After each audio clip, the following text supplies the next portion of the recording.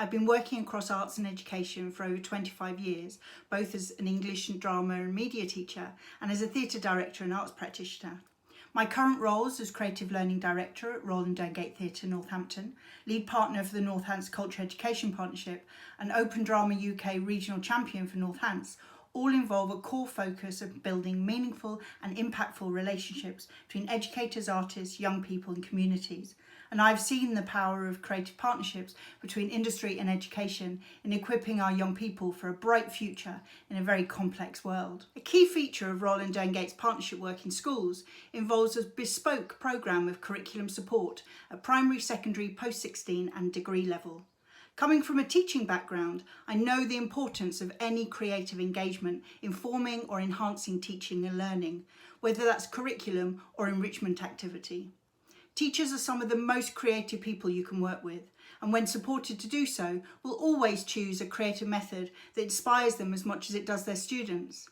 Therefore, in my work with schools, it's important that partnerships are built on a foundation of identified needs and shared outcomes, which is why time is spent with teachers shaping provision that will work for their specific students, staff and communities.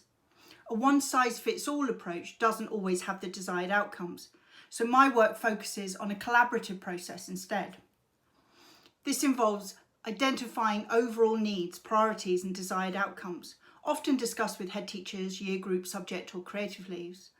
Creating and agreeing on a creative partnership programme that reflects these needs, priorities and outcomes.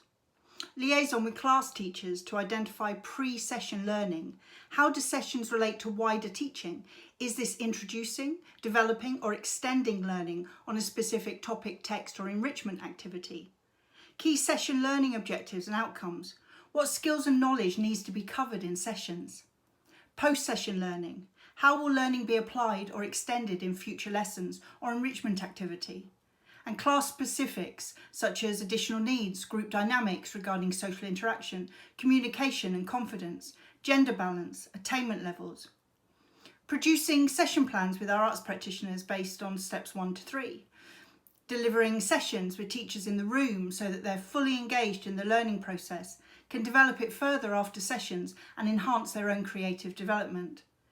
And evaluation, evaluating impact through feedback and outcomes. Alongside this, partnerships also involve identifying opportunities for teacher CPD linked to arts practice that can embed creativity and collaboration into the wider school culture.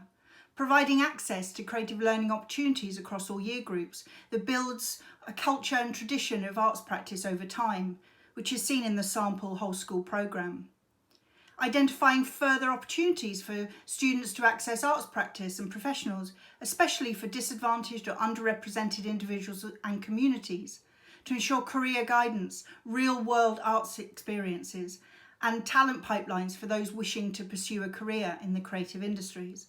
At secondary and post-16 levels, the same impact across curriculum and enrichment applies, but there's also opportunity to focus on real-world, industry-relevant learning and experience that supports young artists to access arts careers.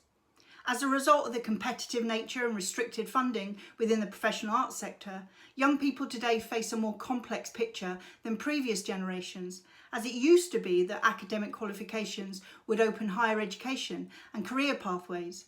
Then extracurricular activity was added as an indicator of skills and experience.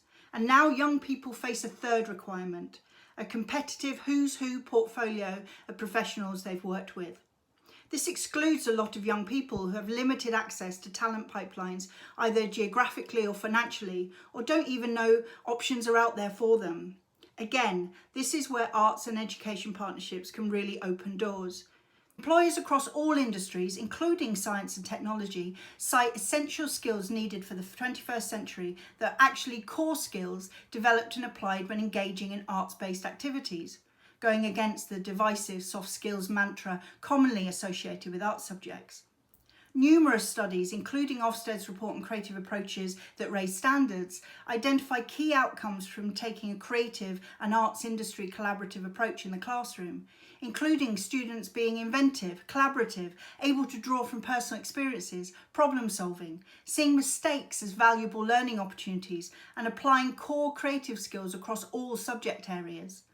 resulting in higher attainment, greater engagement and ownership of learning, and a knock-on impact on well-being and addressing the skills gap for young people from disadvantaged backgrounds. Valuable teacher professional development from working alongside artists and arts organisations that encourages teachers to be more creative within their own practice too. Effective and impactful partnerships between education and arts sectors can deliver this for teachers, artists, young people, employers and communities. But it requires investment in meaningful relationships that are embedded and sustained within a school's culture over time, rather than ad hoc and parachuted in to tick a box. The benefits are obvious and, in light of the current crisis, are needed more than ever to support our young people to not only thrive in what is a challenging and ever-changing world, but be equipped with the confidence and skills to build a better one. Thank you for listening.